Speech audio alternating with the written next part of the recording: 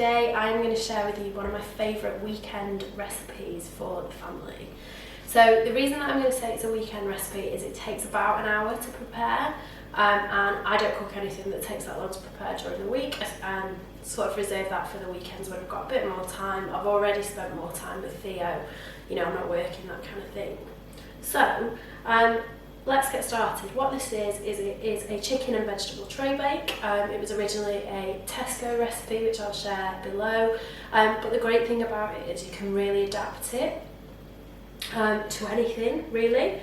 Anything you've got left over sort of in the fridge, you can whiz into it. So today, what I have got is I've got 2 sweet potatoes, so this is roughly about 500 grams of sweet potatoes. I've got a carrot, head of broccoli, 2 parsnips, a red onion. The recipe does actually call for 2 red onions, but I don't eat onion but like the flavour of it, so I just use 1.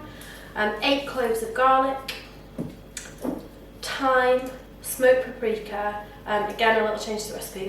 The recipe does say to put rosemary in as well, but I keep putting it to the shopping list and it never turns up. So I'm just using the 2.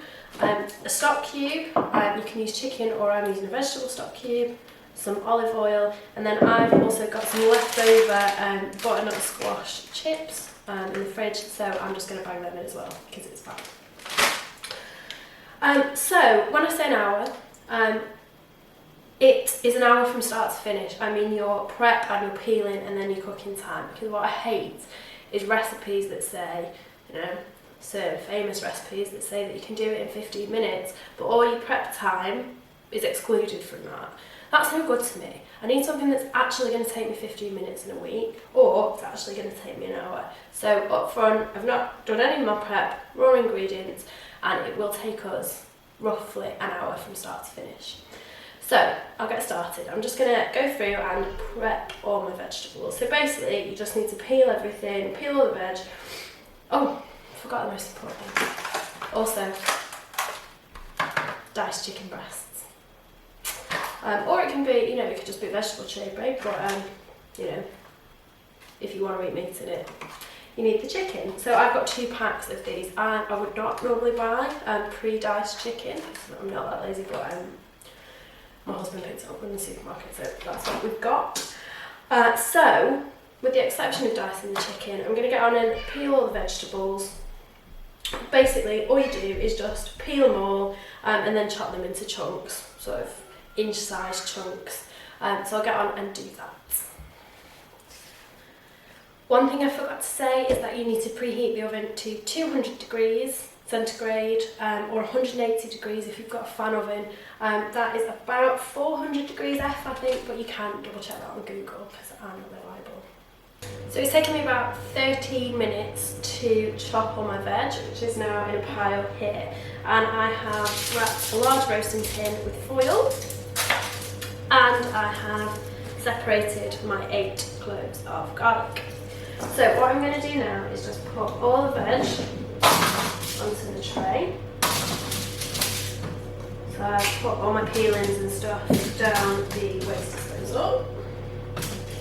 That's all done. So just, like I say, chop it into chunks, separate the florets and broccoli, and then bang it all onto the tray and spread it out. Along with the garlic, so just bang it all on. And then we get the herbs first. Herbs. So, I'm going to use 2 teaspoons of the thyme and then just sprinkle it all over. It doesn't really matter how delicate you are with this because you're going to mix it all up in a second. So that's the thyme. If you had rosemary, this is when you put a teaspoon of rosemary in as well, but as mentioned, I don't. I've made this a lot. Rosemary never turns up. And then I'm going to get a tablespoon of olive oil. It's actually going to be in the end a tablespoon and a half, but obviously you can only do 1 at a time, so another half. And then pour it all over there, and then just get your hands in, give it, this falls on the floor. Just give it a quick mix around. So everything's nice and covered in the oil, covered in the thyme.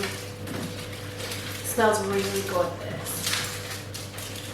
Make it so that your garlic is quite evenly spaced through everything. Just like that, do it quick. All your veg out in a nice layer. And now it is time to go in the oven for the first time. So now it goes in the oven for 15 minutes. So I'll do that and I will check back with you afterwards.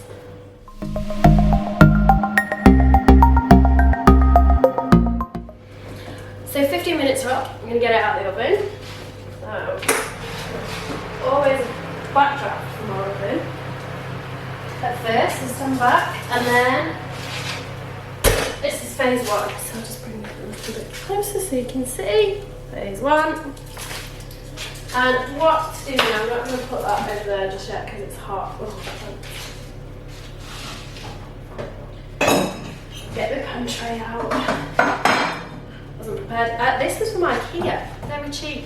And really good for putting hot pans on wooden hot trays and pans on wooden surfaces, protects it. Okay, so I've got this now. Now what I'm going to do is I'm going to add the chicken, and I'm also going to add the butternut squash fries that I had left over because they're a bit thinner and didn't need to go in to start with. So some of these chunks are massive. So I'm just going to cut them into smaller chunks because you want to make sure that they're cooked all the way through while you're doing this.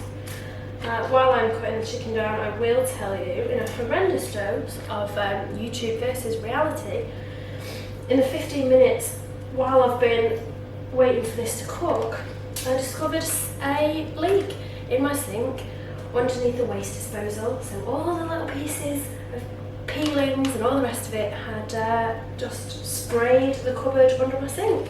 So where all my cleaning products are, so they're all covered, well were, they aren't now, but were all covered in sweet potato peeling, etc. So that was fun. So currently there is a piece of cling film over a pipe in my cupboard to stop it from leaking water everywhere, so that's really annoying. To be honest, it did have cling film over it before, and the cling film that was over it before has obviously worn through. So we do actually just need, when the plumbers fitted it, you obviously don't care about this, you're watching the recipe video, but while they're just buying all of the chicken and stuff, I actually think 1 pack of this will be enough. So yeah, in fact, you only need, usually I use 3 chicken breasts, but because this was diced, and this is a pack of, I can't see them. 410 grams this is, so 410 grams of diced chicken, so I'm not going to use that one. Okay, so that's in now, and now I'm just going to sprinkle over a teaspoon or so of smoked paprika.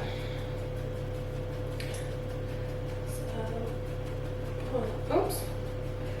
So just sprinkle it as finely as you can. I'm going to use 2 teaspoons full because I like it, and I've not got any rosemary in, so why the hell not? Just do that. And sprinkle it all over so you've got a nice coverage. And then just, if you've got any left, you could give it a bit of a mix. Oops. Give it a bit of a mix if you wanted to, but largely that's fine. At this point you can also squeeze some lemon juice over it if you like that. I'm not a big fan of lemon with chicken, so I'm not going to do that, but you've got options. Now this goes back in the oven for another 15 minutes.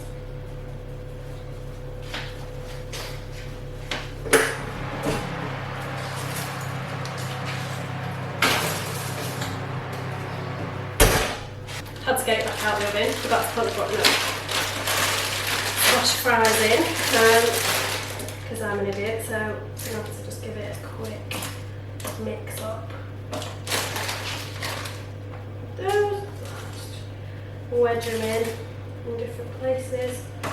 Might just actually work out. So what I'm going to do, just to mix it up, rather than put more smoked paprika on it, I'm going to put a bit of black pepper. over it, just to give it a bit of extra seasoning for those fries. Okay, and now this is going to go back in the oven for 15 minutes.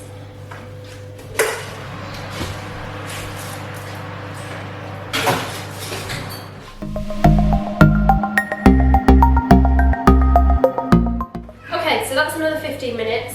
So now what we need to do is get it out of the oven. Oh, I forgot about that draft. Burnt face. Fairly sure fan ovens aren't supposed to do that, but we'll just go with it. Okay, so now we have a lovely sugar. You can see it's starting to all turn there, so lovely tray veg and chicken. So now what you need is a stock cube. So I showed you the stock cube before. I don't know if you've seen this on the internet. This is magic. Look what happens. I don't know if you can see. Yeah, can't really see. So when you squash an OXO cube down, put my face out so you can see it. It's a little sachet. So you squash it all down so it's all loose, and it's a sachet that says OXO around it. Magic. Don't know if you can see that. Probably not. Anyway, so now we need to make some stock. So, you need to boil the kettle, get a jug, we need 150 ml of stock. So, let's pour this into the jug. Like I say, you can use this chicken stock cube, but I don't have any in at the minute.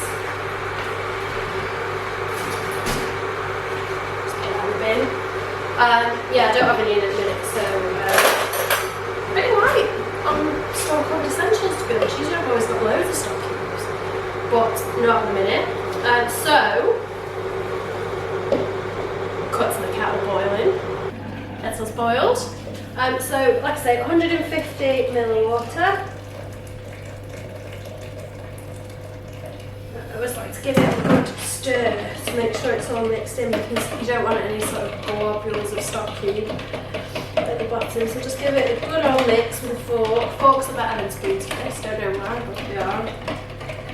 So once that's all mixed up, all dissolved, pour most of it, but not all. Just keep a little bit back in case it gets too dry while you're cooking it. So you just pour your stock all around, just leaving a tiny bit in the bottom, and you'll see it all sort of spreading out through your tray, so everything does get near it. And then for the last time, put it back in your oven for another 15 to 20 minutes. After 15, just give it a check and make sure your chicken's cooked through. If it's not, you can do 5 minutes longer, but I usually just do a final 15.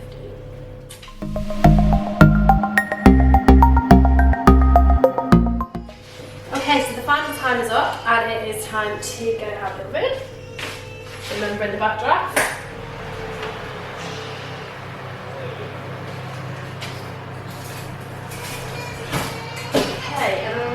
Again, I'll show you for the last time. So you can see, all delicious and baked. So we've just checked. Sorry, you can hear that Bailey's going mental in the background because we've just all been watching like nursery rhymes together, and he's been loving it, and he hates it when anybody leaves the room. But let me check that the chicken is all cooked. So that's cooked. It's found a big bit.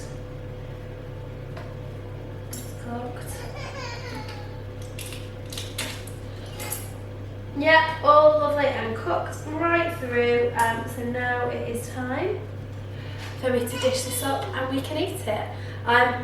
Couple of variations that you could do. You could obviously mix up the herbs and spices, and if you were not giving it to kids, you could put some chili flakes through it, which would be delicious because I love spicy stuff, but not when it's going to be for Theo. I really hope you've enjoyed the video. Thank you for watching. I don't often do sort of cook with me style videos, so if you have enjoyed it, then please do like it, leave me a comment and let me know if you'd like to see any more of these, and I'll be back soon with another video. Bye!